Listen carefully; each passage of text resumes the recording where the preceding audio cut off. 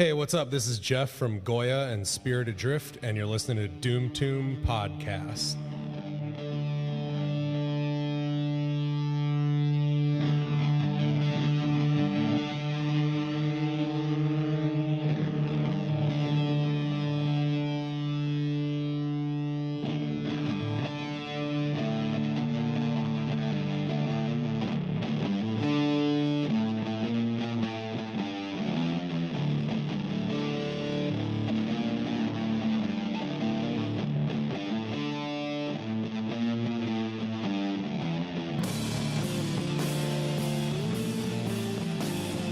Hello, everyone, and welcome to the Doom Tomb Podcast. My name is Chris. I am your host, and today on the podcast, we have one of the members from Pedestal of Infamy, and his name is Kirby.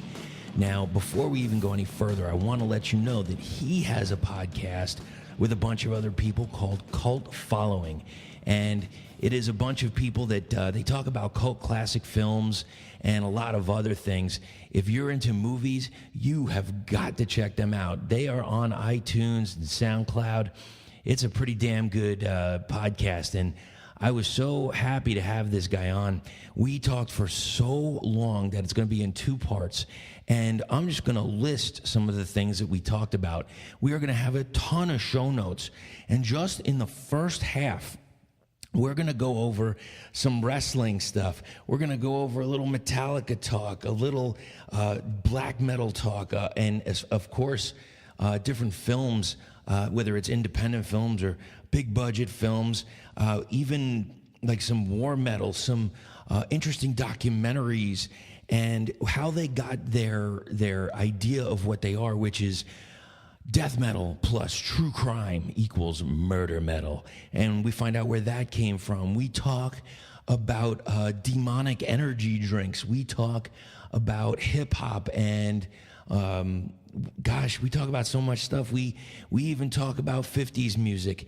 And that is just in the first part. There's so much going on here. Kirby is just a wealth of information. We also get into some of the music, and the rest will be in part two, but he explains so much in what true crime metal is about and what they sing about. There's a lot of talk about serial killers and mass shooters, and it is just a wealth of information. So I think I'm just going to shut up right now and get into this. This is Kirby from Pedestal of Infamy.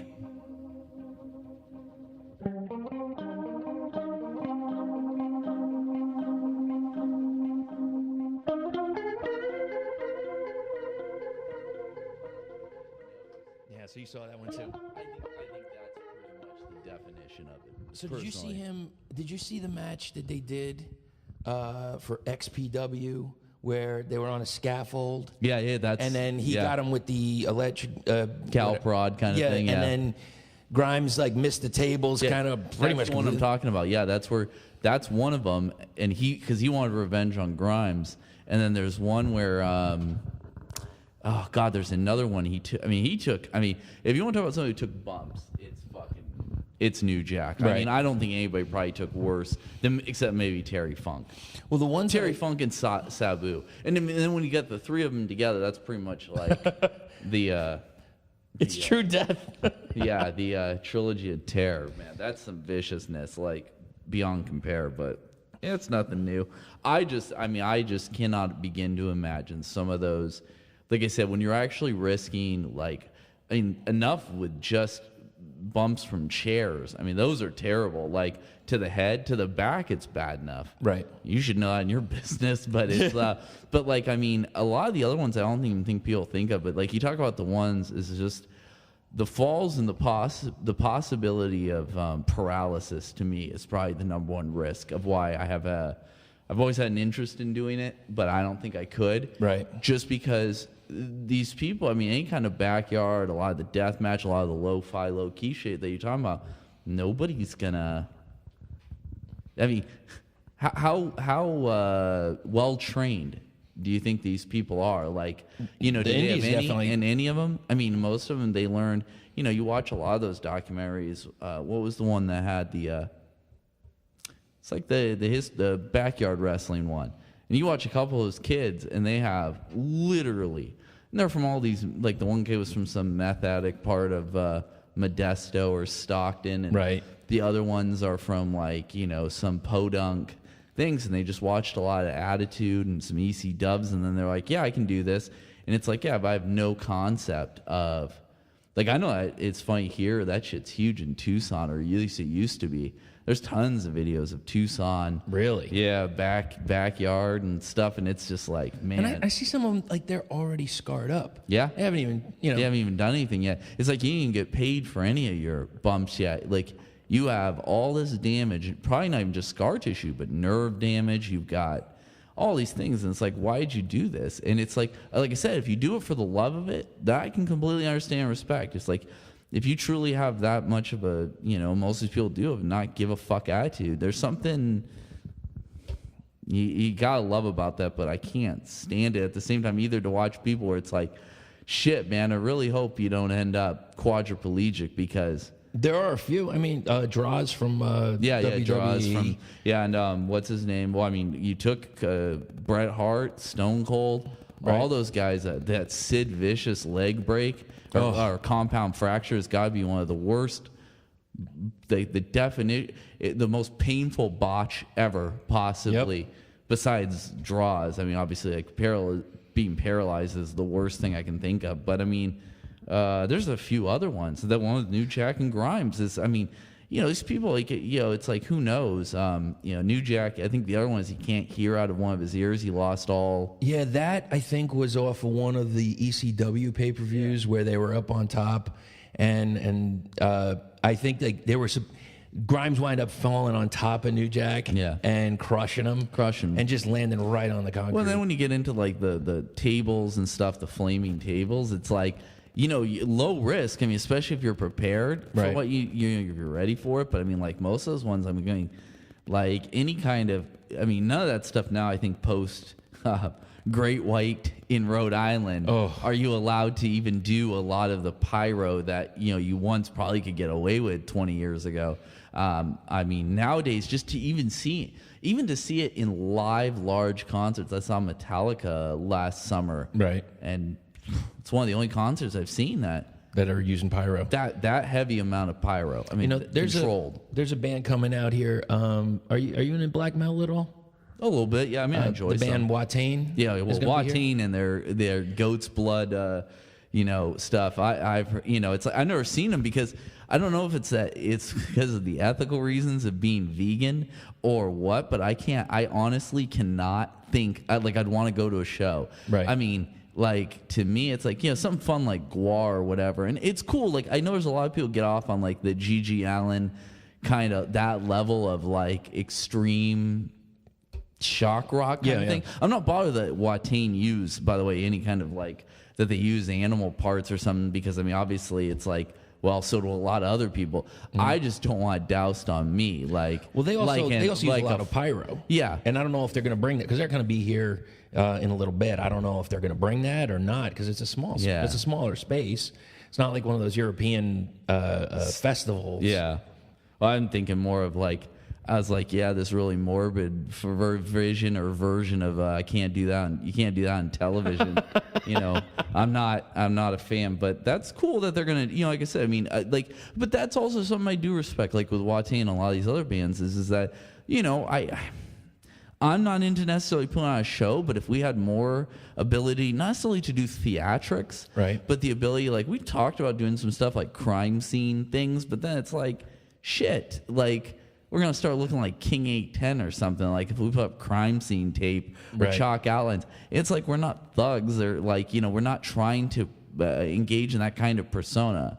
Sure. You know, so then it's like, yeah, so then we don't really, you know, we could do some kind of imagery. I mean, I used to love bands that would, you know, it's like it's great that you can do things now with like a projector, right? Like you can just carry around, you know, and put that as the background. And you can make your backgrounds. You can do all sorts of crazy slideshows. You can show movies.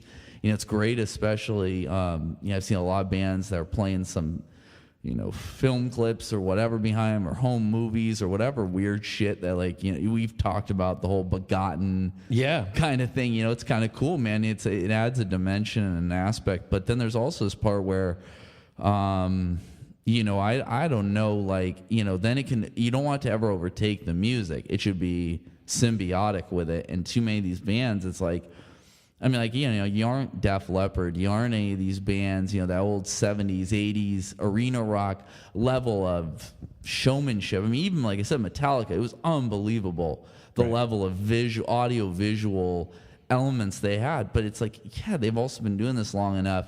You got to, and you're paying, I think I paid close to $100 for the ticket. It's like, I want a show. You want to see something.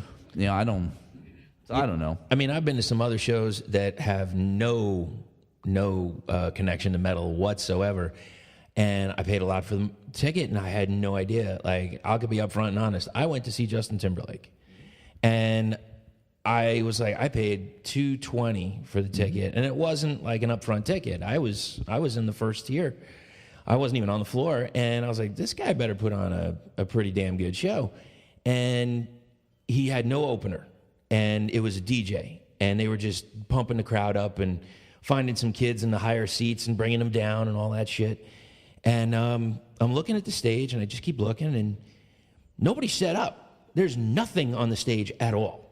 And I was like, okay, we're waiting, and it's 8 o'clock, it's 8:30, it's 9 o'clock, and nothing is on the stage. And I'm like, all right, so maybe I'll get an hour and a half show, whatever. And it's about 9:15, and I thought I saw something, but still, zero on the stage. Lights go down, and I'm like, now what? Well, the entire stage rose up. Everything was underneath. Everybody came up. He puts on this incredible, almost like a first half. It was dynamic. Like, the stage, not only did it rise up, but then there was another stage in front of him that actually detached, rose above the crowd, went over the crowd to the back of the arena, then extended. Sorry about that. That was the phone. So, so it extends, and it goes to the back, and then it extends out into the crowd, and then back, and it went back into the normal stage. It was an unbelievable show, and he had I thought that was the end of the show, and then there was like a little intermission, and then he comes off. Honest to goodness, he must have played a solid 30+ songs. Oh, I believe it. Didn't stop. And that show, usually, like, you're looking, I'm much like yourself, I've been to a bunch of shows, and you're looking at that 11 p.m. curfew. You're like, well, it's getting towards 11. I guess that was it. That was pretty good for my money. And then he went on until about 12:30. And I don't know what kind of labor charges were incurred. I have no idea. But they put on an unbelievable show, and that was worth it. Now, I every once in a while, I go back and I think about what I used to pay to see Metallica. Yeah. I was crying to pay $20 a ticket back in the day. What was something that they did? You know what? Let me stop this for a second, because I haven't even introduced you yet. Yeah, that's all good. Okay, I am with the lead singer of Pedestal of Infamy. Could you please introduce yourself, sir? Hey, what's up? This is Kirby from Pedestal of Infamy. Wherever you want to go with from there, man. We're gonna talk about your release, of course. Sure. Very important to talk about. I want to go track by track and sure. And understand everything that it's about. But what did they do at the Metallica show that really caught you visually? Metallica was just it was kind of an interesting show because. Praise be, it was not Volbeat opening.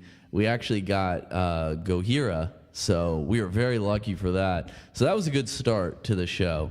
To have them play, they played a really solid, about 40-minute set. So that was nice. Got pretty decent seats on that bill. Greg, the guitarist of Pedestal of Infamy, is pretty sure lifelong Metallica fan club member. So we actually got discounted tickets and better price, better seats. So much appreciated to him for that, because him and his girl went. Hi Jen. And it was a good time. It's always a good time hanging out with them. And we went to we watched them, and then Avenged Sevenfold played.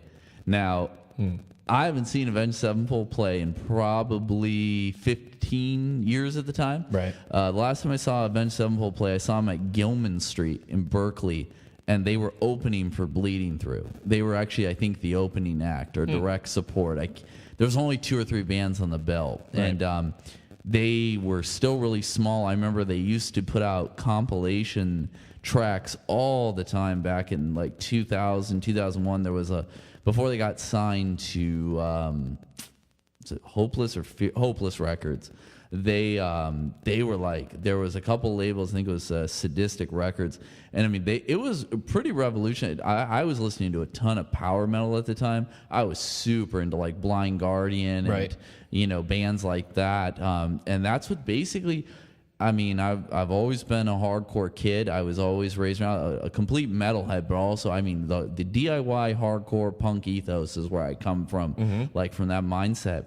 And that's kind of what those kids were doing. I mean, they were they were hardcore kids who listened to a ton of like Madball and H2O and like a lot of. Now we're talking. Yeah, their compatriots from the time in the OC scene was like, Throwdown, Bleeding Through, 18 Visions, the whole like softcore, Monster Crew kind of kids. And then they were, but they were listening to a ton of like Iced Earth, and right. They wanted to sound like Hammerfall and all those kinds of bands. I mean, the stuff that was big at that crest. I mean, there was classics. I mean, too. Like I'm sure they were listening. I couldn't say definitively, but like a Halloween, those kinds of bands. Except, sure. But I mean, they were really into the fantasy metal. This was the dawn of like Rhapsody and all those bands, and it was getting big. And so Avenged Sevenfold, it's real weird to think of a band that was mixing up those genres. Yep. Now they've kind of, since their major label debut, now are just kind of like we're, Metallica, Guns N' Roses, we're a hard rock band. Exactly. We don't really do the screaming vocals or the heavy vocals. And it's like, yeah, it's okay. So I watched them. They played like an hour and some change. They put on a decent show. I just don't care for much of their music anymore, except they played like 1 or 2 old songs at the end. And the oldest they were playing was, I think they played Unholy Confessions, which is right. From 2002. So that's this. So like I said, it kind of came full circle. I think that's what they closed with, as I recall. So it was kind of weird. So getting to the important part is Metallica. I'm a real meandering bastard. So it's okay. I make you wait. I really fucking do a real dry tugger. And the Metallica goes on. I mean, enough. They have a changeover and stuff, of course, to get the stage set up. Right. And I mean, they just, you talk about like a 20, 30 song set, easy. You can look it up on Setlist FM, but I'm pretty sure it was like August 2017 and Cardinal Stadium. I mean, they played everything. They played a really good mix of stuff too. I mean, if you're just a first 4 dude, they played, or gal, they played a fair enough chunk off of all of them. If you still love the Black Album, I definitely do. They did great songs. They even did some of the better songs off Load and Reload. Right. And they played, of course, some new ones off of Hardwired. But it was just, they did some, obviously like they did the visuals for one with the, the video in the background. Tribute, soldiers and stuff with the laser sights pointing and stuff. And it's like, I mean, the immensity of it, it's just huge. I mean, it's filling this whole massive arena. Right. But I'm probably got the not, what is it? Not like the, what's the freaking word? Not the gunshots, the but laser the cannons sight. going off. Yeah, they got cannons, they got gunshots. They got, they just play like, they have it all. I mean, it's such, not probably just their designers, but they're such consummate professionals of what they do that it's just, and you get that from 35 plus years. I mean, you're talking about a band that's almost going on 40 years already, and still playing. But they had an interlude with Kodo drumming. That was very fun and stuff like that. They had, some people may have hated it, but I thought it was definitely interesting. They do. They're trying something new. They're always trying a little something new. They do for like the Unforgiving and stuff. They do the. They'll bring out the the acoustics and stuff. Right. They don't do the full song acoustic, but it's kind of cool to see that and different kinds of experiences. I mean, I'll always love Metallica. They are just an incredible band. It's just one of those bands. I know for some people it's their all-time favorite band. It's their one, but it's one of those bands. I mean that. I mean, anybody, especially in my age group or even later, I mean, you have a whole group of people who are, I would say, between 20 and 50 right now. Right. I mean, I would say maybe almost in their 60s, and obviously still plenty of teenagers. They're still influencing people nonstop. So it's you know, you have to give respect. It's like, and they're a band that, you know, yeah, I'm not into their newer records, but I still think there are good tracks on them. Right. And I go, if you can even do that at this point in time, that's commendable, because a lot of bands can't even muster like one good song, and they at least have a couple off of every one. Now, where were you and what were you doing, or what was the time period? When was the first time you heard Metallica? I grew up in a pretty rural part of, like, I grew up not in a complete boondocks, but I grew up on the outskirts of Seattle, in a small town. I mean, but we lived way far out. The nearest grocery store was probably 30, 40 minutes away. Jeez. We didn't have cable. We didn't have much anything. We had NES, and we had like guns and stuff. We were crazy fucking kids. We were like, when we were kids, I mean, we had a pretty standard child. I mean, I was into like all the stuff. I grew up, spent most of my childhood in the 80s and stuff, so I was super into like G.I. Joe and Transformers, but by the same token, we were into the Anarchists Cookbook. You know, we were just these kind of like real, you know. That reminds me, I know we talked off mic a few, I don't know, 2 weeks ago or something. Yeah. Have you seen that there's a documentary about the guy that wrote the Anarchist Cookbook? Yeah. And did you see it yet? Yeah, I haven't actually sat down and watched it yet. We talked about if you're interested in hearing more of my voice and thoughts and whatnot, I do a podcast, cinephile and pop culture podcast called Cult Following. You can check it out on iTunes and Spotify, or read our reviews at cultfollowing.co. But we are one of the guys on it, Jasper. He who also prints our merch. Much love to him. Right. He saw it, and the way I understood it from him is that he thought, you know, it was a pretty good review or pretty good documentary, but that, you know, it was obviously like the filmmaker was getting real one-sided with, I guess, trying to lure the guy into basically like what guilt do you feel for like the Oklahoma City bombing and stuff. Like, you know, the United States Army Field Survival Guide has a good chunk. I mean, this is pretty much where he cobbled a lot of this information from. Right. I mean, you can go on to like a basic chemistry and, you know, any kind of munitions, survivalist kind of stuff. And I mean, you're going to find a good chunk of change on this, you know, and, you know, is he responsible? Well, you know, that's the issue of, you know, that whole, I mean, that's a whole nother topic to people who think that, but, you know, it's and that's, yeah, we can go into the more of that as we talk about like subject matter and stuff. But the what I was getting to is that I grew up lucky though that I had older kids. I actually grew up in kind of a Lord of the Flies situation where there was only boys. I mean, we didn't have any, and it ranged, you know, from toddlers to teens. You know, when I was a kid. And so one of the advantages to that was, of course, I was growing up on, you know, AM, FM radio. I was listening to a lot of top 40. But at the same time, I mean, the Metallica was one of the first bands I heard from. I had a real, like, we had a, down the road, hidden kind of in the back, we had like a trailer park area. I mean, we all lived in houses, some pretty nice houses. I mean, I would say I was very fortunate. But, you know, there was like a trailer park. There was low-income sections in the neighborhood and area I grew up in. Right. And one of the best people I ever met is a kid named Josh. He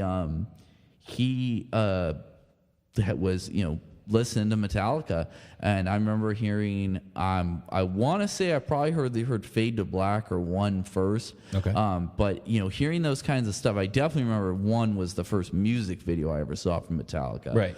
And, you know, I'd never heard double bass drumming. I had never heard anything like that. I remember waiting for that video, waiting and waiting. Oh, that video's the Trumbo, the Johnny Guy's gun. I mean, you know, it's incredible. I mean, I was interested in that too. I was like, this looks like a movie. Like, what's this from? Like, it fascinated me. But, you know, it was one of those things like, but he had Maiden and, you know, a lot of these bands, and some were crossing over at the time. Metallica was crossing over, but there was stuff like, you know, whatever. You know, I pick up bits and pieces. Sure. The other one that I had was I had a neighbor who's super into hip hop. And so, you know, at this point in time, I mean, I don't even know. I mean, I didn't have cable. I don't even know if Yo MTV Raps or anything was out. Right. Headbangers Ball was definitely not on my radar yet. There's no 120 minutes, none of that stuff. 120 minutes. That's a good pull. Hey, man, it's, Oh, man, that used to be the show for alternative when it was actually called like college rock or, before alt rock and grunge or whatever you want to call it. So that was when you the walked guy. by, actually, the first time I met you at a show that you came to our release show, I was like, and you're like, oh, I got a podcast, and I was like, I had to do a double take to make sure it wasn't Matt Pinfield, man. I had to double check. Yeah, I don't. All respect due, man. I'm not as knowledgeable as him as in regards to the B-side that was released only in Scandinavia, one time, 30 pressings. I'm not that guy. He is encyclopedic, but the one guy who really is, I don't know if you've ever read his books, but the fucking genius of all of them is Kurt Loder. He has got to be one of the most intelligent, thoughtful journalists that never, there's people, I remember especially when Kurt Cobain died, people were saying, oh my God, he's the Walter Cronkite of this generation. And right. And it's true, he is. Like, he really was. Obviously MTV, completely sold its soul. But, people would say, well, that happened long ago. I said, no. It was when they went into reality television. I mean, not only was it no longer music television, but it wasn't even that. I mean, I actually liked that MTV at one point had, like, documentaries and did... like the true life documentaries? Yeah, they did. Those, well, even before that, I remember... was it the sex ones? Sex in the 90s Yep. and stuff? Like, those were great. They were fun. They were fun, but they were doing stuff. I mean, it's crazy to think of, that there was such limited information back then on so many topics. I mean, I've been generally on the internet for like 25 years or something since like the early 90s.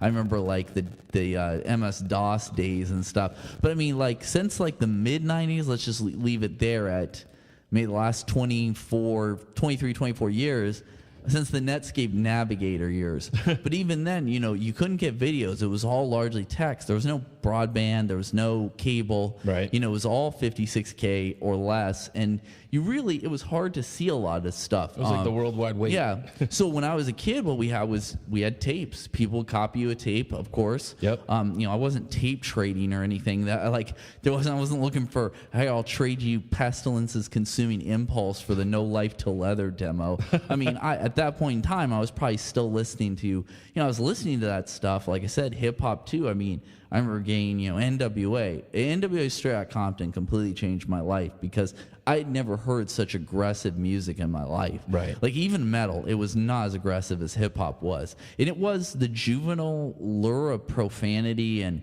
hearing slang and terminology. I mean, we were fucking a bunch of podunk kids. We never heard anything like that. Yeah. And it was just astounding. I mean, the closest that we got was a few of like whatever, my folks were never open to like, a lot of like things like rated R films and stuff, or, except like my father loved like Predator and Terminator, any action movie. He would let pretty much anything go. But so we were really, it's like whatever we were literally. I remember between my neighborhood and elementary school and my brother's junior high, run like a bootleg ring, like, of stuff. I remember selling like, and not just like all that kind of stuff, but like obviously stuff to make. I remember we used to sell model rocket engines or model rockets, to get the black powder out so you could make landmines and stuff. Like I said, back to the Anarchists Cookbook thing.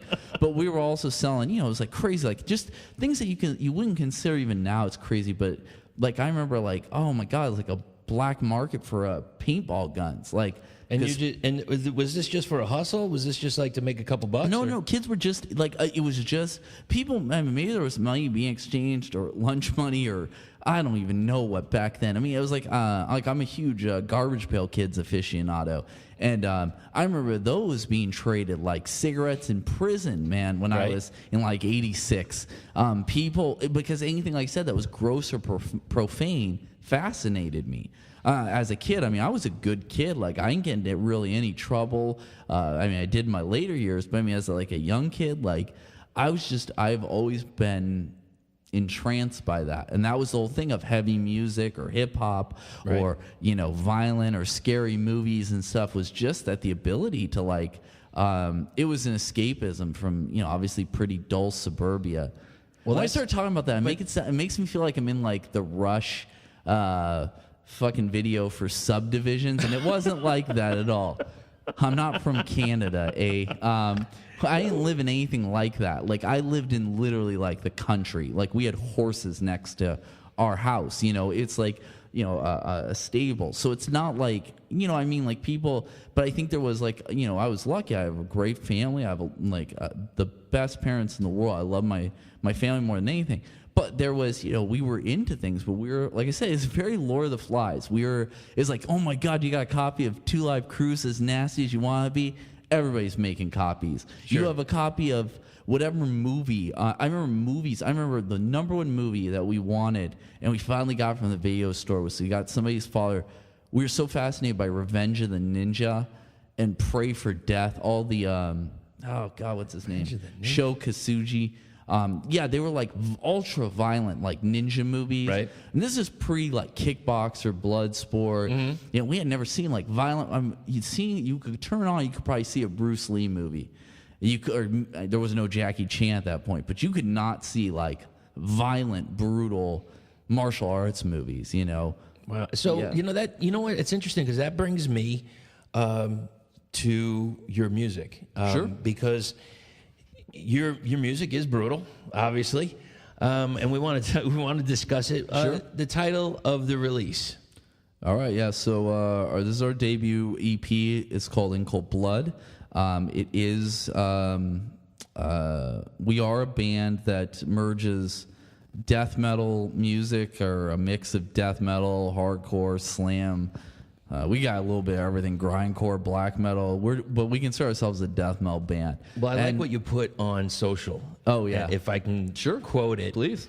So we have death metal plus true crime equals murder metal. Murder metal, which we did not coin. This is so that's the first thing is that we're not the first band to do this. The first band and the greats of it is Macabre from Chicago, who've been at this for like 25, 30 years now, and put out many incredible records. But they always said they were murder metal, and I was like, I love that, and I'd like to do a band like that. Right.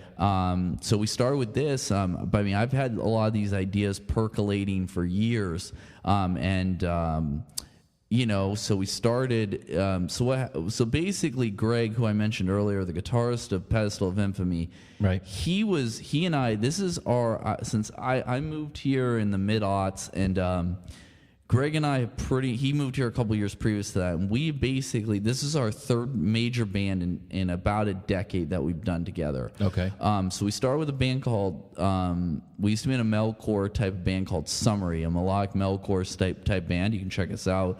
There's still some things floating in the internet ether. Yeah, ether. It's like I have no idea what is still out there, but hopefully one day we'll repress that, because I'm actually proud of some of those songs, and that we really. Do you think you might re-record it with the current band? We might one of these days re-release it. Actually, Ryan Butler from Landmine Marathon actually recorded that. And he did the remix we had. We really enjoyed, and it's a fun record. It mostly I wrote the lyrics in all the bands we've been in as more socio-political kind of material, and then we moved on and had a lot of success, or a fair amount of success for us, in a band called Splatterkill, which was a horror theme or horror centric band. And I am a huge, horror film and culture, entertainment culture fanatic. And so I'd always wanted to do a band like that. I mean, we really ran the spectrum. I mean, we had songs about, Texas Chainsaw Massacre, Night of the Demons. Right. Then we'd have stuff about video games. We did one about Splatterhouse, which is my favorite video game franchise. Like you say, it's a lot of songs about media, whether it's movies or videos. Which then now with what you have now, it's we're talking about people. Yeah. So I mean, the like spectrum of the history. Like true crime. Yeah. The spectrum of the history. The reason I give that is because with Splatterkill, we kind of went down that we're going to become like a theme band. Right. And we had never done that. I'd never done that in any band in my life. So I really was like kind of there's some trepidation there. Like, oh, I don't want to get pigeonholed, but we were able to do that. That's kind of where I was going. That we were able to broaden the spectrum. And then with the source material, so for Pedestal of Infamy is that, I was introduced into true crime, like culture and history and all that from my mother, who grew up. I read, she was a big Anne Rule fan, and so we just started there. I mean, I'd like to say our title comes from, of course, the classic Truman Capote novel, which is considered the first true crime. I mean, completely rocked.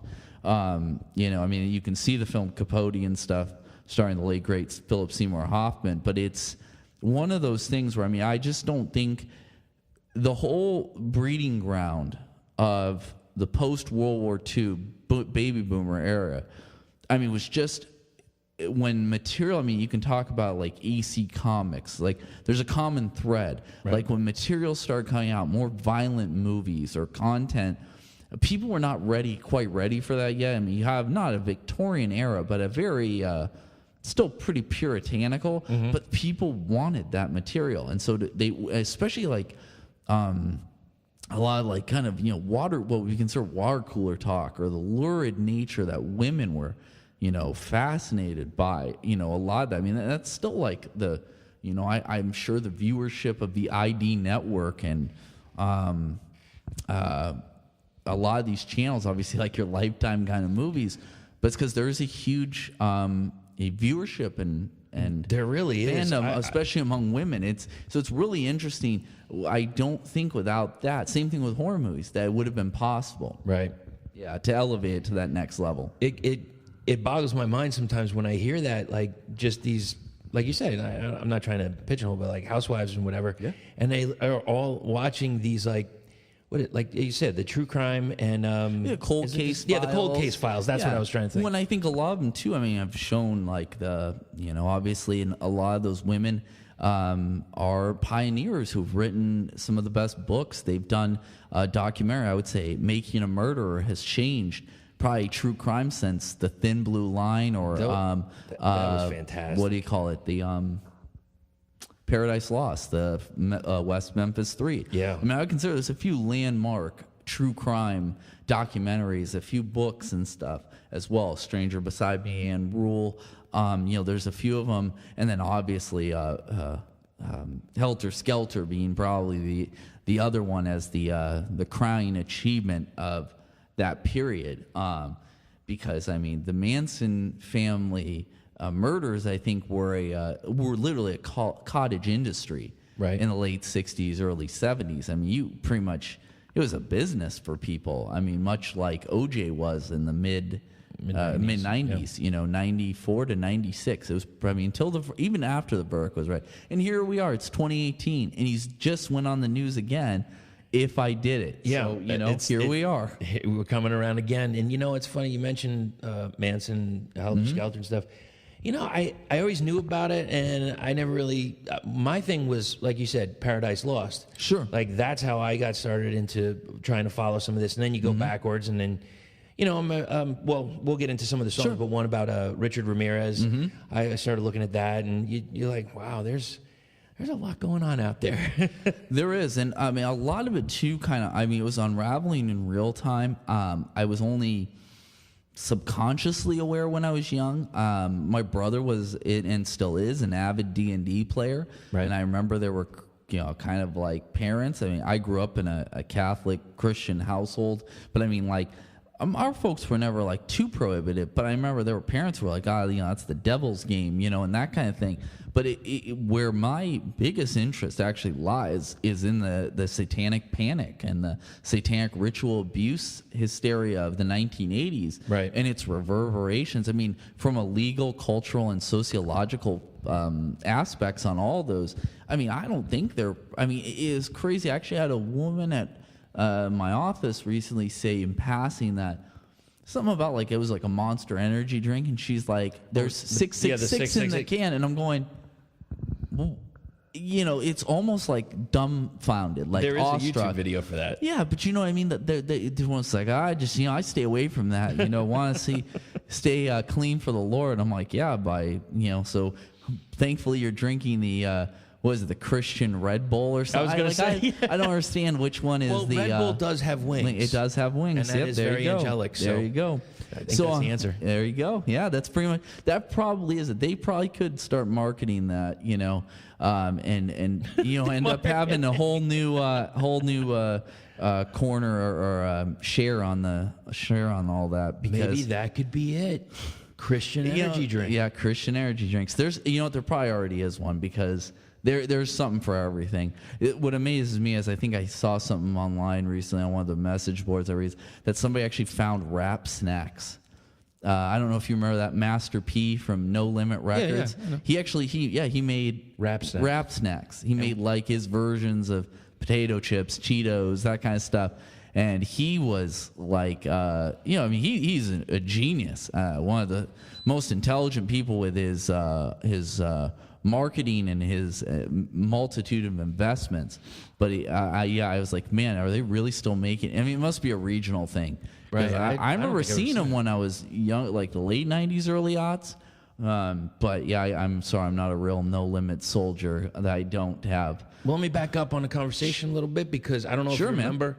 I just keep going meandering, so you'll get used to it. He had a little stint in WCW back before it folded. Do you remember that? Yes, very limited. Do you think that he gave them like a bad bill of goods? Like he tried to make him better than what he was? Because I don't remember him really doing anything spectacular. It just more than less just coming out.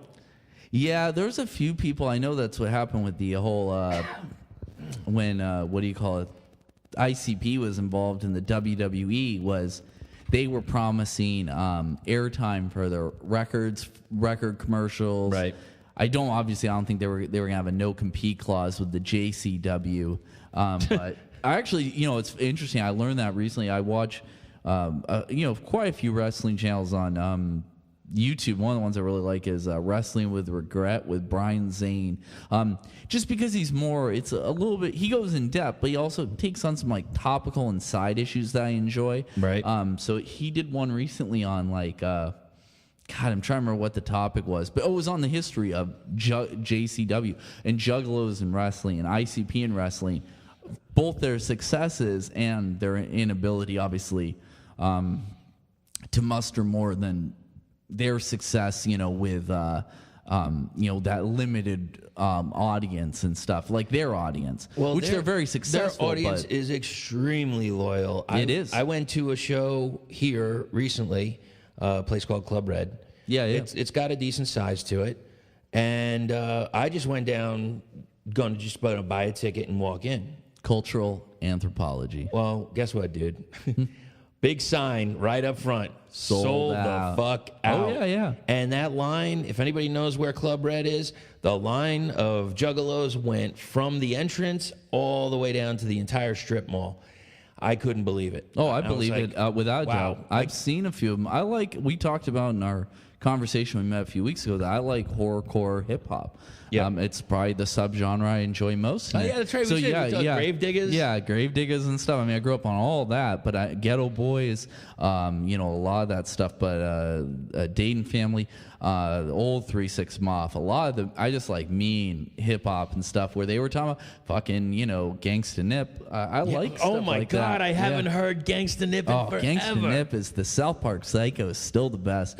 But I like that kind of stuff, and he had a pretty interesting flow too. Oh yeah, he was real. He had a real.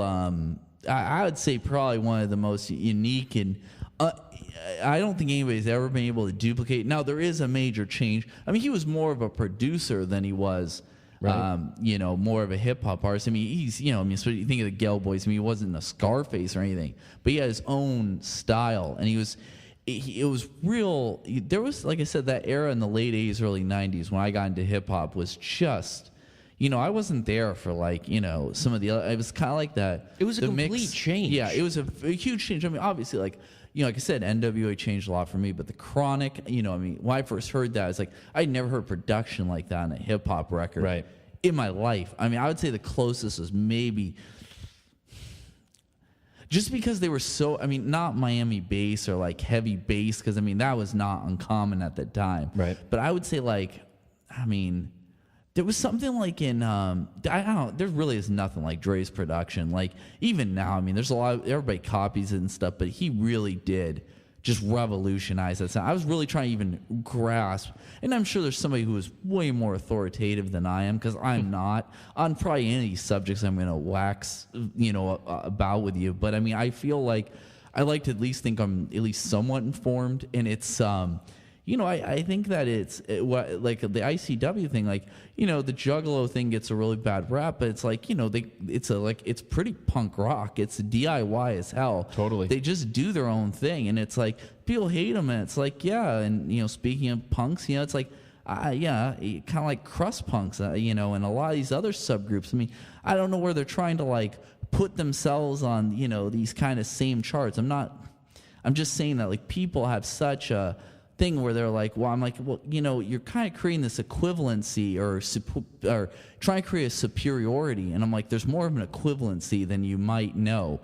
I mean, and with a lot of these kind of things, I mean, obviously in wrestling, that's another thing, marks who are like completely like, well, one, I'm not a mark, and two, going, oh, I like this promotion or this era, and therefore, this is when it was good. And I'm going, that's going to exist in anything. People will always... everything. Anything and everything. There are people, it's like, who go to, there's book clubs that exist for 50, 60, 70 years, some people's lifetime, discussing Finnegan's Wake by James Joyce. So, and that's all they do year after year is discuss Finnegan's Wake. So if that's what makes you happy, or that's what's punk rock to you, then you should do it. And if it's getting sprayed with Faygo, then hey, more or power blood to at a Gore show, or blood at a Gore show, or Watain, or whatever. All these. The thing is that as people are going to go, well, I take this seriously. It's like, well, if you take it seriously, then again, the only line that needs to be drawn with any of that is when you are going to, I don't know, utilize a violence or an aggression because you're so. And I mean, obviously, in every music scene that's pervasive, in every subculture and political and social identity group, there's always going to be people who want to cross that line. And I said, that's the line. That's the only line I have. Right. I go, I'm fully for freedom of speech, expression, but I'm not for that. I'm not for people going, well, I actually am such an avid fan, or I believe so wholeheartedly in this that I believe people, that don't stand with me, or I don't even know. I mean, I guess it's like a death to false metal thing that's taken a little too seriously, but nothing new. It just gets crazy after a while. I mean, everybody can just like what they like, and just be cool with that. Exactly. There's nothing wrong with, like I said, there's no apologies to say, I went to Justin Timberlake. I don't give a fuck what anybody thinks. And people go, oh, you say that. And I go, no, I mean, I really don't. Like, I enjoy what I enjoy. And it's like, it runs the gamut on everything. I have interests of what I have a devotion to, or this is what I want to invest my most time in. Exactly. But also, you have to look at things from a perspective where, at least I feel you have to do that. I mean, that you have to be open-minded and exploratory. If you don't like things, you don't have to like it. But I also think people live, a very false life where they're just like, an unhappy life because they're just like, I'm not supposed to like this, or I don't want to like this. And it's like, man, you can enjoy whatever you want, and you can enjoy multiple things at once. It's just like you can consider different ideas without subscribing or adhering to them. Totally. You can just say that's what I'm into. It's weird when you say that. Oddly enough, it reminds me of my Nana, my grandmother. She grew up listening to, I don't know, Bill Haley and the Comets, and just really old, the 40s, 50s music. And then she listened to some Elvis. She's like, all right, Bill Haley and the Comets, for those interested in musical history, caused one of the largest riots ever at a musical event in 20th century. They literally caused a full-blown riot in Germany. Well, if you ever want to check it out. But you got to think about that. That was so revolutionary at a point that's crazy to think. Rock Around the Clock. Rock Around the Clock, 40 Cups of Coffee. Yeah.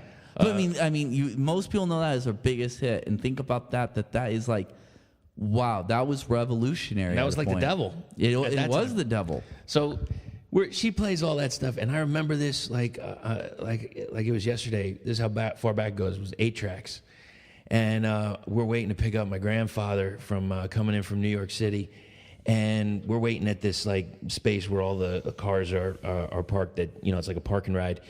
And she says, "Why don't you put in your 8-track?" And it was one of my first 8 tracks. It was Kiss Double Platinum. And she was just like, "All right, I'm okay." And she didn't quite get God of Thunder. She got Hotter Than Hell, and she got Calling Dr. Love. And she says, "This is the guy with the fire, right?" And I said, yeah, that's Gene Simmons, yeah. And she says, "Oh," and she was a smoker. And she pulled out this Zippo lighter, and she put it right in front of the 8-track and said, "See, it's just like the concert. It's like Gene Simmons."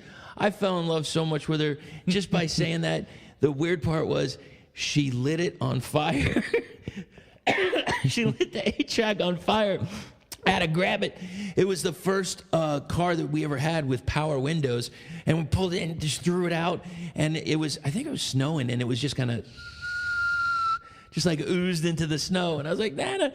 She's like, "Don't worry, I'll get you another one. It's cool. But I was like, "Yeah, we can mix. We can be together." And she would listen to pretty much anything I put on, with an open mind.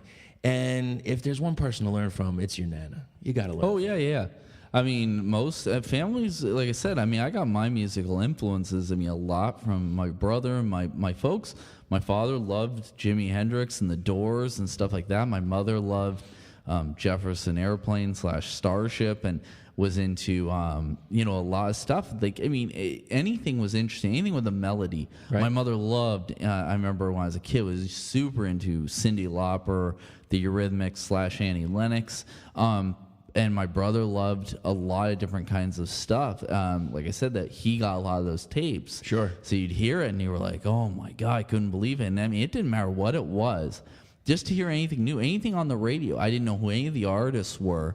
And, because a lot of times back then, it's funny, like DJs wouldn't actually announce a lot of times who the artist was. Right, or you had to wait 20 minutes before the whole block was ended. Yeah, so we had, Phil Collins or whatever, and then it was, Whitney Houston, and, I don't think they were that Wolfman Jack. It was more like Bill and Marty from fucking Simpsons, but it was very like KBVL. It was not like that. But what was your station? What was the station? I don't even remember. I'm sure I remember in back in my head what they were. I remember one of them, I think, was in Seattle. I think it was 93.3, and the other one was 101.5. I'm almost positive. Were the 2 or 3 biggest stations. Right. But, it's funny, like, I actually, in the recesses of my mind is because I think they were on my ghetto blaster, like my boombox. They're like the stickers, because that was one of the only giveaways you could get, was that. It was also covered. I was super into BMX and skating when I was a kid, and this is pre Tony Hawk. Although Tony Hawk was the first real board I ever had, right? But the original Tony Hawk, the Hawk Skull one. Did you have the Birdhouse T-shirts and all that kind of stuff? No, this is Pal Peralta. This is Search for Animal Chin era. I used to rent that video so much till the tape wore. I watched Thrashin' and Rad so many times when I was a kid. Rad. Oh, Rad deserved. Thrashin' finally got like a release. Not domestically, but they got one at least in, I think, in the UK or Europe. But, they still have not. I think Kino Lorber might have done one here, too. I can't remember. But nobody, the rights to Rad are so hard to find. Right. There was the Tour de Fat when it came by Fat Tire. I want to say this was about 7-8 years ago at the old Macabre Theater. Now is the Center Point again. Harkin Center Point on Mill Avenue. They actually showed it. Really? Yeah, an actual print of it. First time I ever saw it, because Rad did not come out theatrically. It might have been. I don't think it was a print. I actually think it was just a thing. It was just a screen, but they did actually have 35 millimeter projectors there. One of the only 2 left, because I think right now it's only. There's one up here on Bell at Silver Cinemas. Yeah, and then there is the Loft in Tucson, and I think that's it now. That's a bit of a drive. Yeah, it's a bit of a drive, but I go down every year for or I try to go every year for the Screamo-rama, one or two, the 12-hour all-night horror movie marathon. All-night horror. What are they, a lot of slashers or? Variants. I've seen some amazing stuff there. I've been lucky twice now to see the European cut of Suspiria. I saw the X-ray cut of The Burning, which is one of my favorite slashers of all time. Seen The Fly, Friday the 13th, the UK cut, Nightmare on Elm Street. A lot of these I've seen. I've been lucky in my life to see numerous films. Phantasm, the original print. Pristine from 1979. That's incredible to see that in like that good a condition. A lot of great, like some real low budget ones, like Incredible Melting Man. To actually see a print of that's crazy to me. I love melt movies; is one of my favorites. How are they getting those? Where are they getting these prints? Just from either private collectors or from institutes, registries, and stuff that are willing to lend them out because the loft are reputable folks that they'll know to take care of them. It'll be taken care of. Yeah, and that's the big thing. I mean, you're talking, somebody's just, got a film that's 40, 50 years old. It's pretty hard to, keep it intact without trimming it too much. So, yeah, I think we were supposed to talk about the album about 20, 30 minutes ago. I just saw our flyer over there, and I was like, man, maybe we should talk about that. But all right, so let's go over track by track. Sure. How about that? So I told you the album title, where it comes from. Some people have caught on. For those who don't, that our album cover is a painting by Henry Lee Lucas. That's Henry, Portrait of a Serial Killer, Michael Rooker fame. The original. He was one of the more prolific prison artists in the 70s and 80s when that was starting to. Well, in the 80s for him, especially when it was starting to. John Wayne Gacy pretty much helped create the murderabilia industry. Yes, he did. There's a great documentary if you want to check it out on murderabilia. I'm sorry I don't remember the collector who was his partner with it in selling his pieces, but there was Henry Lucas, especially for being as he had a very low IQ. He was actually a very, very talented artist in a lot of respects, and he did this kind of Nosferatu self-portrait. I really enjoy it. But, those are the big ones. So we can go track by track, though. Okay, first track, See You Next Wednesday? No, the first track is actually Crawl Space. Hold on a second. Why do I have See You Next Wednesday? I don't know. That's actually towards the end of the CD. That's actually a demo from an original demo. Yeah, okay, here we go. There you go. Crawl Space. Yeah, so Crawl Space is the album opener. It was one of the first songs we wrote we used to have another member, Zach, who played guitar as well. And Zach, one of the first ones we started writing together was, I remember one of the first big ones was Crawl Space. And I don't know why, I feel the energy in certain songs, and I knew that was the Gacy song from the second we started playing it.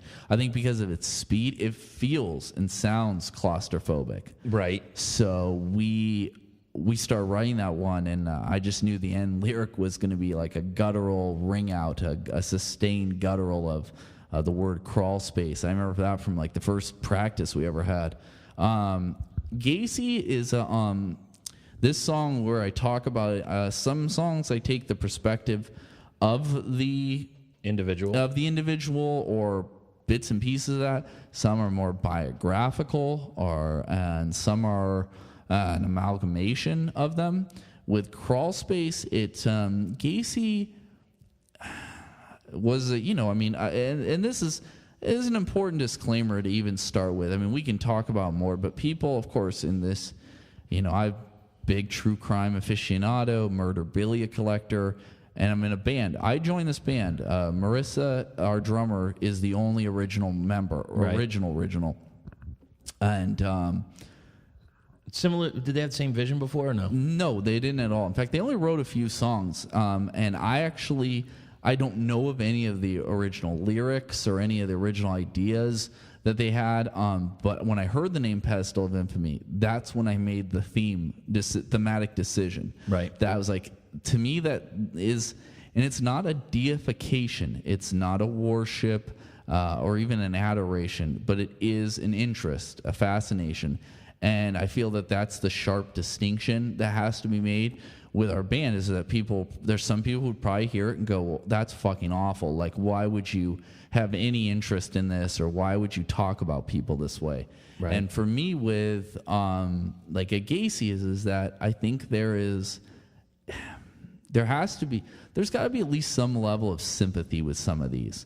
And for me, the Gacy, I mean, the opening line of the song is Father's Fury, Setting Sun, SON.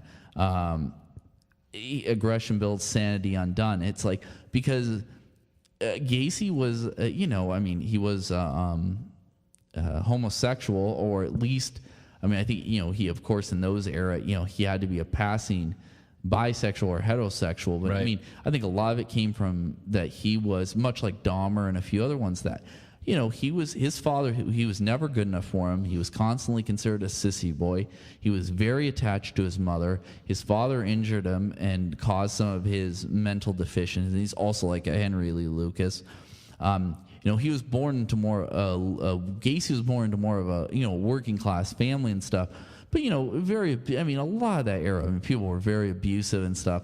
But, part of the big question of profilers and criminologists is, how are serial killers created, or why, where do they come from? Right. And I would say, the McDonald triad, which was the long-held belief that the warning signs were pyromania, bedwetting, especially into the post, the pubescent years. Yeah, post-adolescence and stuff, and then torturing and murder of small animals.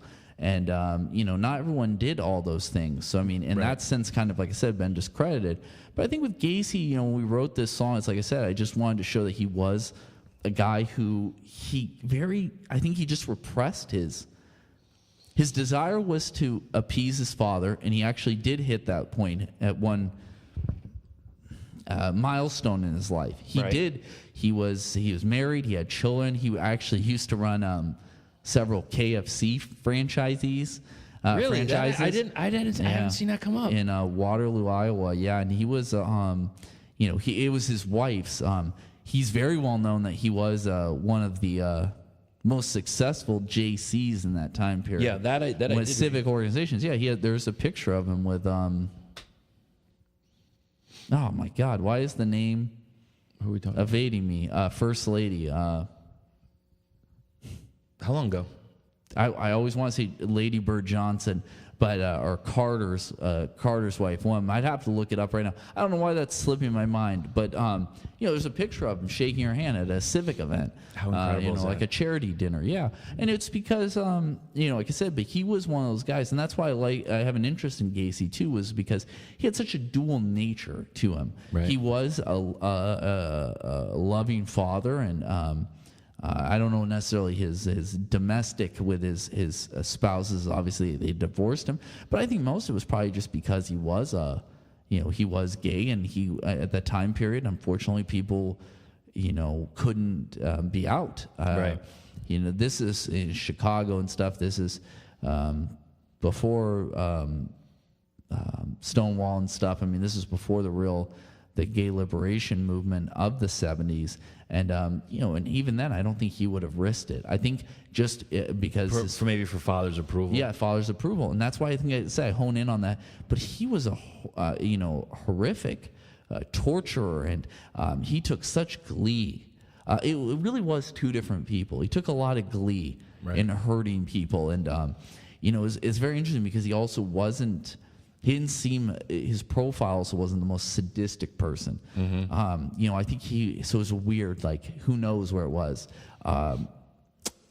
Alcohol, drugs, just general psychosis. Like I said, I'm not, Harold Schechter, if you ever want to read, is kind of considered the leading criminologist with a lot of, or at least pop culture wise, he'd be like a Sanjay Gupta or whatever. Right. But I respect him. He writes very good books on, there's different levels and ways to approach it. But I mean, he could probably give you an idea. And from most of the ones I've read on him, with Gacy and stuff, and you can read. There's a lot of great books out there. But I feel like it's summing these up, making a summation in a song. Right. the different, wildly different aspects.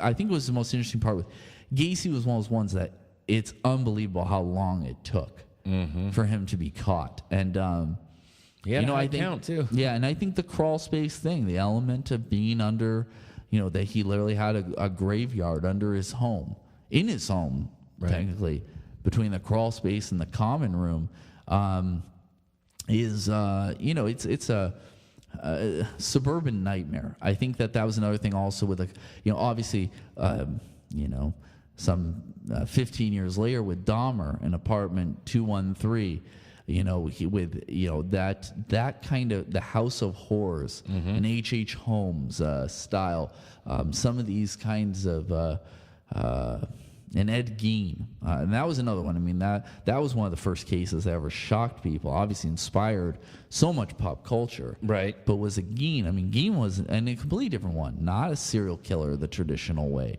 So, Gein was the guy that Gein was inspired Texas Chainsaw, Silence of the Lambs, Robert he was Block, the one that did the lampshades. Yep, because he was interested and fascinated by supposed Nazi atrocities, right? And he was interested in cannibalism, which he read in,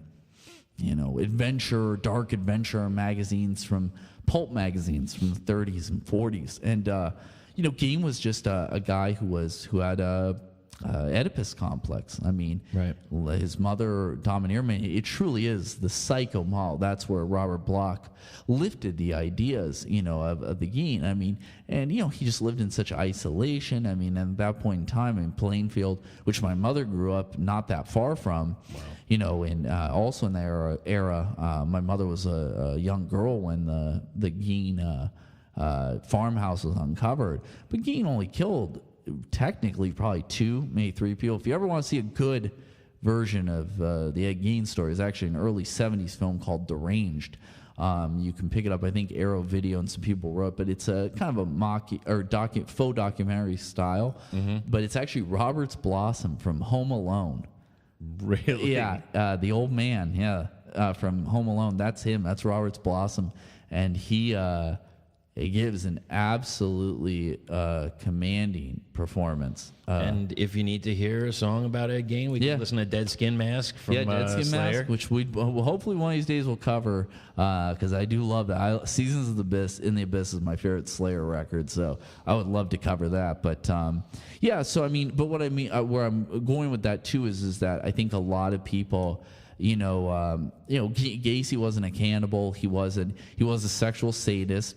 At least, I mean, as far as people know, whatever, all these people kind of dabbled in it, just like being Gacy, most famously, one of his most famous quotes was, the dead won't bother you. It's the living you have to worry about. Because he was a mortuary attendant, and I wrote in a report in there about how he climbed in the coffin. Yeah, I did. It's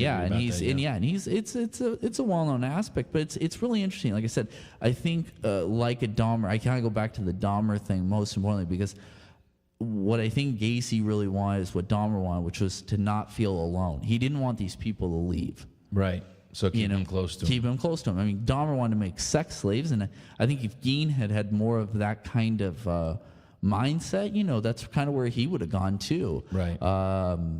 So there's a few people out there, but we'll move on to the next one here. So we're not hogging the spotlight. That's okay. When did you join the band?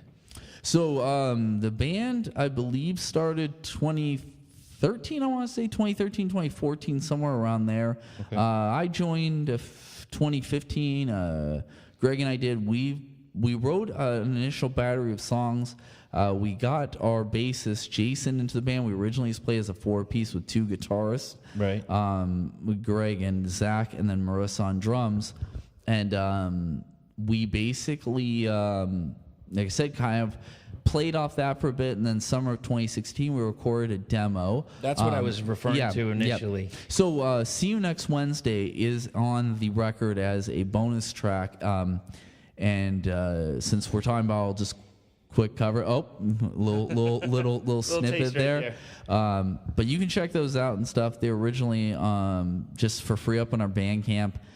We just did this what most people call a dungeon demo. We just wanted to get something out there, and Maybe like for some shopping. Yeah, we had Chris from Depraved Heretic did that one for us, and it works out. I dig that one. The demo, it was fun. One that was actually the first mass shooter one we wrote about. So deviating just from serial killers, I'm interested in obviously other forms of True crime and violence, both American and abroad. And the James Huberty case, which is also known as the McDonald's Massacre of San Ysidro, California, happened in '84. It's also known as, there was a made-for-TV kind of movie, went direct to video, called Bloody Wednesday, right? Which I didn't like that title. There's a running joke in John Landis films. It's prominent in American Werewolf in London and most of his films, that there's always this movie or a different thing called See You Next Wednesday. And I just kind of like that, so I just used that instead. James Huberty, when he left to commit the mass murder, he told his wife that he was going to go. That one's really from his perspective, where he was like, I'm going out and I'm hunting humans, and I won't be back. At that point in time, besides Charles Whitman, the clock tower assassin of the 60s, right, in Texas, there really hadn't been a whole lot of mass shootings, at least well publicized or well known. Howard Unruh of the 20s of all places, was, or 20s or 30s. I want to say it was 29. But he, that's UNRUH. He was a mass shooter. He killed like 13 people in his neighborhood. But it was one of those ones where it's real fascinating that, as you're telling me of these, some of these names, obviously I haven't heard about all of them. Sure. I had a list at the end that I wanted to go over with you to see if maybe any of these would be future songs. Future song, yeah, I remember we were talking about that. So it's, I just mean that, but at that point in time, that was before the Libby's Massacre, the Montreal one with Mark Lapine up in at the college. There wasn't a lot of mass shootings at that point. So, right. So we wrote that song, and we always call it our grind song. I'm sure grind purists be like, that's the least grind song I've ever heard, but we did. It was fast and furious, like a minute and 15 seconds. Yep. And we just, it's pretty much just all blast beats and fast rhythm. It's like almost, I guess it made less grind, maybe almost power violence. I don't know. Like I said, I'm not purist. We're not purist band. So, for those who think I'm misappropriating genres, it's but that's the way we view so it. Subdivided after a while. It's just like it's just loud amps in the face, man. But we include that as a bonus track, and we also include a live version. We may include the other demo track on our next release. I don't know if that's going to happen, but if you want to listen to it, it is completely available free now. It would just be a bonus track if we did release again. It's called The Process of Death. And then we also we wanted to give people who bought the CD, a bonus. We really do appreciate everyone who still supports physical media, and obviously anyone who supports this band. And we have been completely overwhelmed by the response we've received in the last 2 weeks since we released this record. That's great. But we did include a live cover, actually it's from our very first show we ever played with this lineup. At Tempe Tavern, we used to cover Cannibal Corpse, Stripped, Raped, and Strangled from The Bleeding.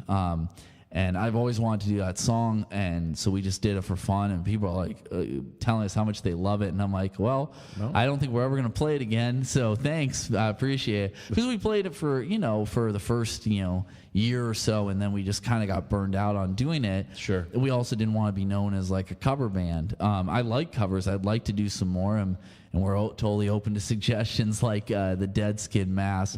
We have one guitarist now. We're happy with our lineup. I'm not saying that I don't know if we'll ever have another, we won't have another guitarist, but some of the songs it would be hard to pull off.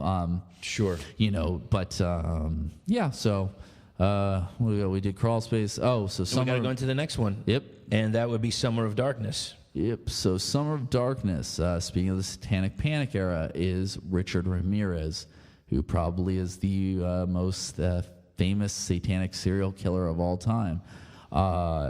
Ramirez is actually one of the ones I first read about when I was much younger. And I was always really interested in his case. Besides the fact that he was considered, the Night Stalker, which is actually kind of a misappropriation of Night Prowler because they found an AC/DC hat, and that was Ramirez's favorite song by the band. But another guy interesting, Ramirez was we have that lyric in there, isn't it towards the end? Stalk the night. Yeah. Which we did have a guest on that record. Our buddy Rollo from No Zodiac, who was, sorry, I just put some gum in my mouth. That's all right. Rollo did an absolutely amazing job. Unfortunately, some old temp tracks were on the CD, and he actually says the original line, which was, I just put it as a temp because I hadn't written the lyrics completely yet for that song. Right. And I said end all life, so that's what he sang. So just for an inside note, but when I play it live and in the C-book, it was meant to be Stalk the Night. So not all on Rollo. He absolutely killed it, as did David from No Altars, we were really lucky to have some guests from bands way, way better than us. No Zodiac, No Altars, and as we'll talk about down the line, my good friend Danny from Northside Kings, the undefeated Northside Kings, was kind enough to do a guest spot too. And these are all bands I'm a huge fan of. We're fans of. So to have them on our record, we're not signed, we're not well known or anything. You're keeping it to the DIY ethos. We do, and I like guest spots. Just like we also put a lot of gang vocals on this record whenever possible, because I love gang vocals, and we do. And that goes back to the hardcore. And also, there were a lot of people, we have a connection to the hardcore scene because we love. Especially. I'm probably the most well-connected to that scene because that's what I grew up in and have been a part of for the longest time. But, I love hardcore. I love hardcore energy and ethos. I also love death metal. And I got into about the two at the same time, or relatively close. Right. And a lot of the hardcore bands, there's some air quotes there I listen to, are pretty much death metal bands, or more on the metal than the core side. I mean, I grew up on all the classics. Sure. We We mentioned a few of them there. It's, I actually just saw today was announced was Sick of It All and Murphy's Law are playing. So I'm going to go into that. Here? Yeah. They're playing, I think, at Club Red or Rebel Lounge or somewhere. Well, shit, I'll go for Murphy's Law. I saw Murphy's Law, goddamn, back in the 80s, first album. And they were, you know what it is? It's like, it's funny. I was talking to another band recently about it, and they were saying how they like punk, but they like the fun punk. Yeah. And that was one of the bands that came up, is Murphy's Law. Jimmy Gestapo is the funniest fucking dude, possibly. One of them, besides Danny from Northside Kings. And I mean that in all sincerity. But Jimmy's one of those great frontmen. I just saw a video from This Is Hardcore, that Hate56, who's one of the best live videos of hardcore punk and metal bands out there out of Philly. He does always films Sonny, the guy films from This Is Hardcore. Right. This Murphy Law set, and I'm just dying at half the shit Jimmy's saying. But I love, I love hardcore and stuff, so it's fun to, always be in my heart. I mean, it's always going to be that way, I feel. And being able to merge the two, not that we're deathcore. I think sometimes when people say death metal and hardcore, they think we're like, I'm like, we're not deathcore or anything like that, but we like both. And the amount of support we have from both the Arizona hardcore and the Arizona death metal scene, I mean, just astounds us. That we love you guys so much that everyone who's said a kind word, support us, bought our CDs, mosh for us. I'm like, I really can't put it into words. Like I said, I'm still like kind of awestruck that people even give a shit about the band I'm in. Like I said, I'm really proud of my record. I mean, this record that we did, like this record is probably one of my most proud achievements so far in my life, that we actually made this. I couldn't have done it because I'm the least talented person in this band, but I am so proud of being in this band and doing the things. And without Marissa, Jason, and Greg, it wouldn't happen. It was the stars were right. I quote Lovecraft frequently, but as my favorite author. But I really do like, I believe in that. And, a couple of these, like I said, we wrote, like Summer of Darkness, we wrote after that. And, again, it's one of those ones, just clicks. So how did Summer of Darkness come about? So we just started working on that song, and there was a part towards the end, and I was like going, man, it's kind of like CrossFit. Me, I'm fucking mystery writer. I write the end first and then work my way back, It's that kind of style. Like, so I was like, I think there was the line, the end of the song is his quote upon sentencing was like, Richard, you got any words for us? And it was, what do you think about getting sent? Because at the time he was sentenced to death. And he said, death always went with the territory. See you in Disneyland. Yeah. And I just love that. Just he's such an obnoxious, punk, bratty kind of, almost anarchist, and he was a drifter. I mean, he never really had much work. I mean, he was like I say, he grew up as a kid. He was very well liked and well behaved, but he suffered a head injury, and some stuff, as I understand, started going downhill from there. Right. And then he was exposed to his cousin Mike, who was a Vietnam vet, and was showing him pictures of decapitations. They raped women, like had his own My Lai. And, horrible war crimes and atrocities, and kind of like the Geen and a lot of these guys just completely fed at the time, the darker side of life, or whatever way you want to look at it. It was largely closed off, especially if you lived in a smaller town or area where you couldn't get to a lot of this information. The closest thing you'd have would be like a library to read books. You were real limited on what you had for choices for film or television, and you really had to seek a lot of this out. There's no internet, there's no guides for it, it's kind of one of those things. But Ramirez is just he is the Night Stalker. He's just a relentless, and he was so blatant, and it happened during the summer. And I heard there's kind of a joke in the band.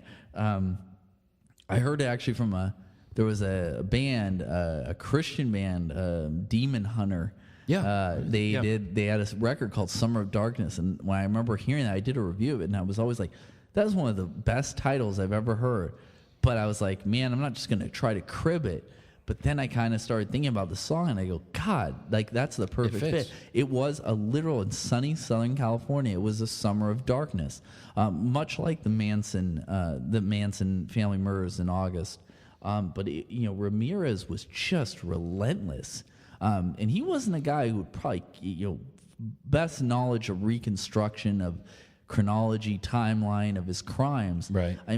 It just kind of went, and it just kept going. He was like the first guy that I ever thought of was like, that's true Satan right there. True evil, yeah. And he had no MO. He would kill anyone or anything. He rarely killed children in the sense, but he did kill children. But he was more like he killed a lot, raped a lot of elderly women, and did a lot of stuff where and he was. At this point in time, like I said, kind of with the whole heavy metal D&D thing, people were, in middle America, and, you're talking like the Jimmy Swaggart, Jim Baker era televangelism. This whole idea of like that, oh my God, Satan, he's upon us. Like, I even remember one of my books I remember getting in the 90s, I found in like a 50-cent bin, I remember, was a book called Turmoil in the Toy Box. If you ever want to check this out, there's some videos on YouTube. It was written by a televangelist. Guy, I want to say his name is Phil something, but if you just Google Turmoil in the Toy Box, and it's basically about how He-Man, G.I. Joe, My Little Pony, all this stuff, they're all the devil, and it's just absolutely hilarious. It's like a Chick track. If anybody's ever followed Jack Chick tracks, which is also one of the most fascinating histories to me. that, I mean, Ramirez really ignited that. And I think that that's kind of his thing. But Ramirez was also like a Bundy.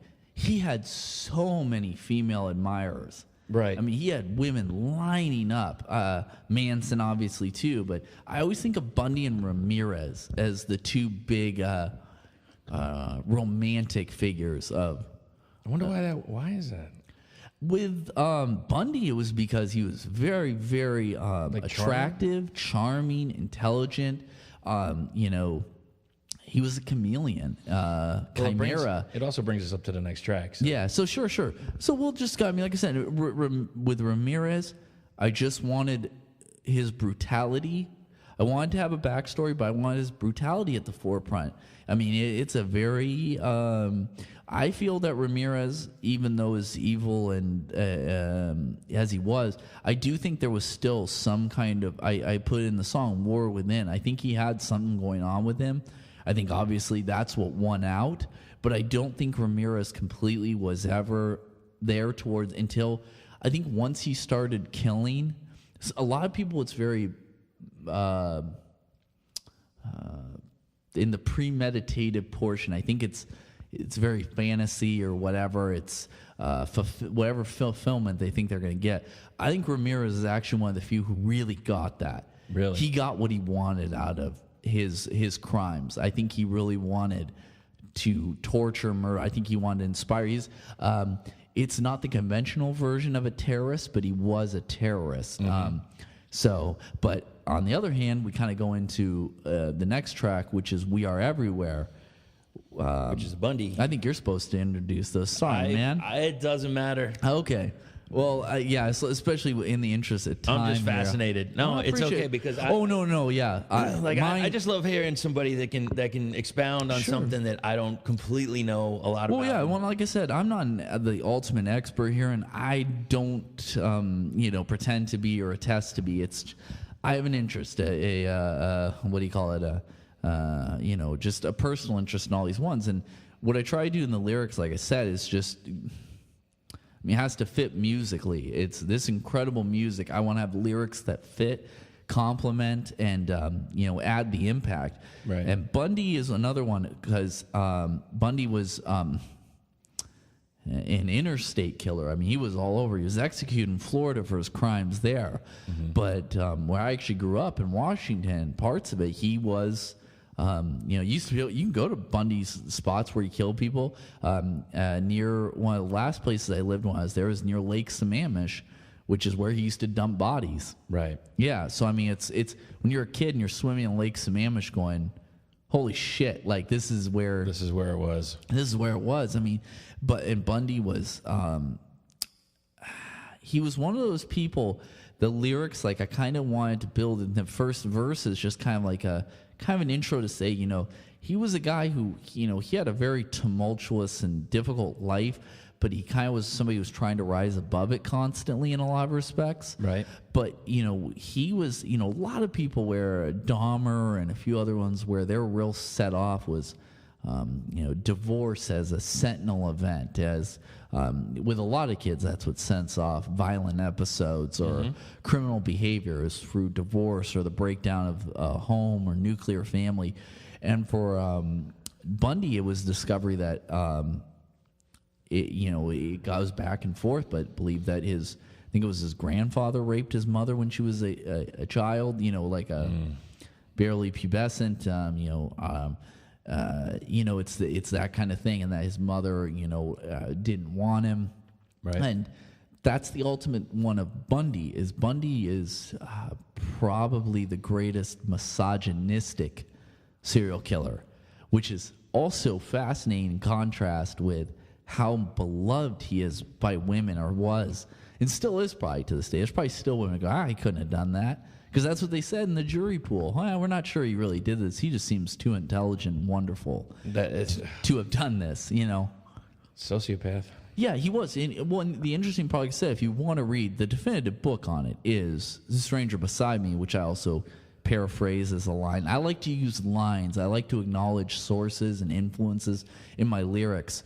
So I will use verbatim text from the killers themselves, things from the police reports, and things. One of the ones that was said about Bundy at one point was that he was the most cold-hearted son of a bitch you'll ever meet. Mm-hmm.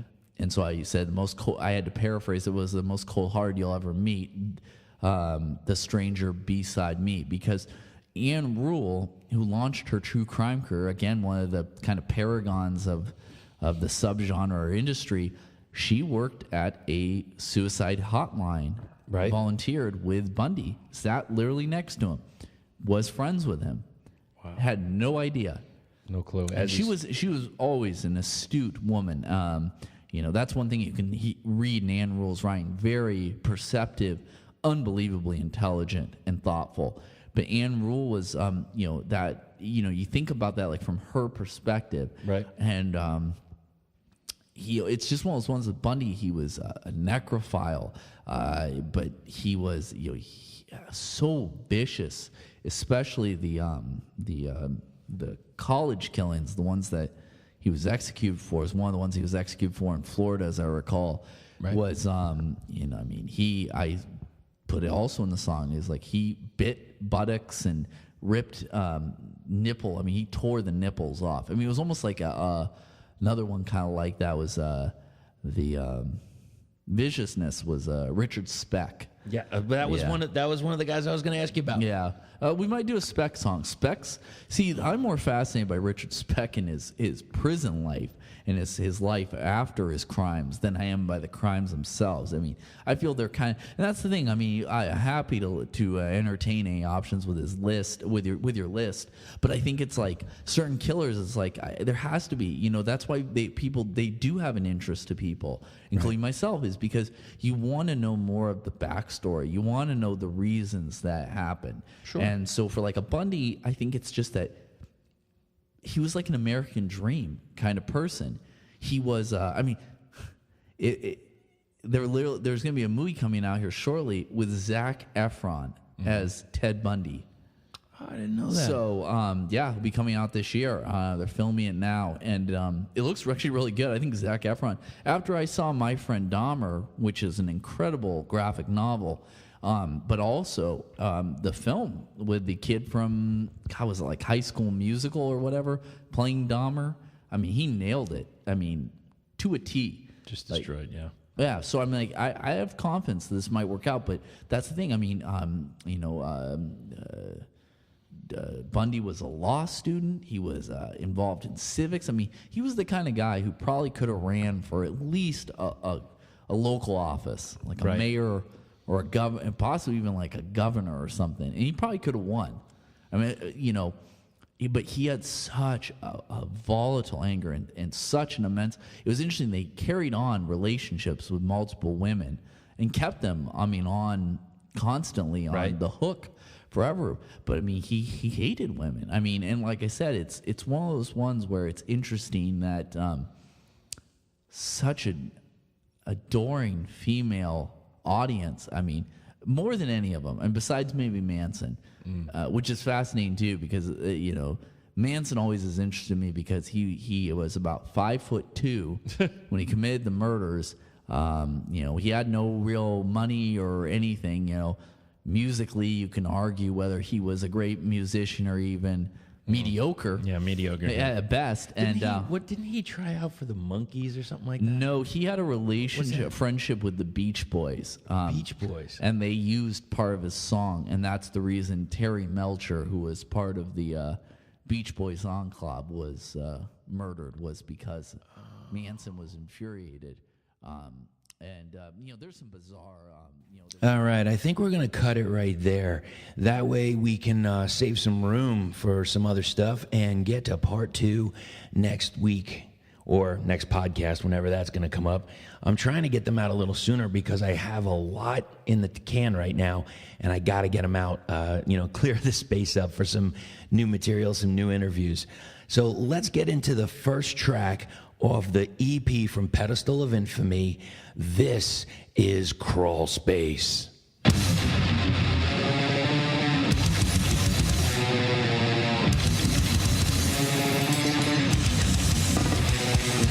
Yeah.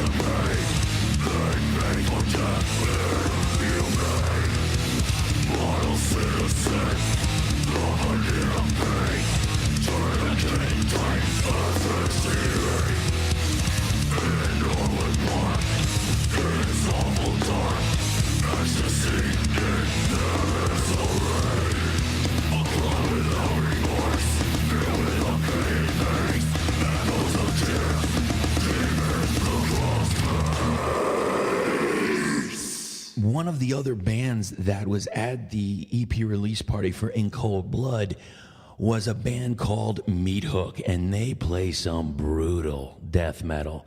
They have a demo out, and I know they have some other merch you might want to go and check out on Facebook. I'll put it in the show notes for you.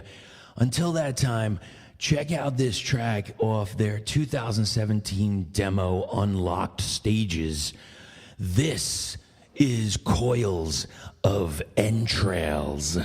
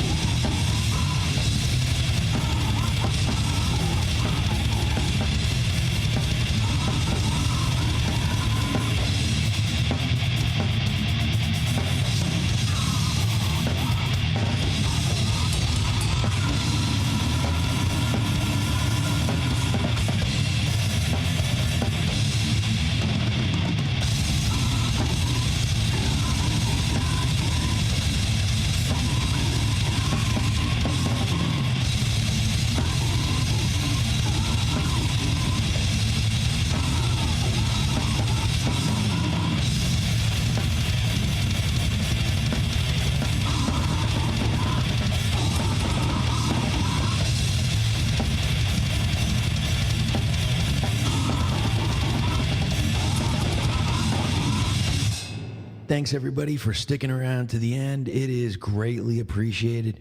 I just want to thank everyone, fans and bands alike, for all the love that they've been sending. We're trying to grow this as much as we can, and we look forward to some other big things coming up in the future. I also just wanted to give a quick shout out to Forever Doomed Streetwear. If you haven't checked them out, they have some cool t-shirts.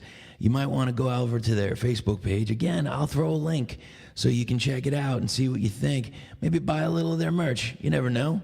All right. I think that's it for part 1. Part 2 will be coming very, very soon. Thanks for listening, and we'll see you soon.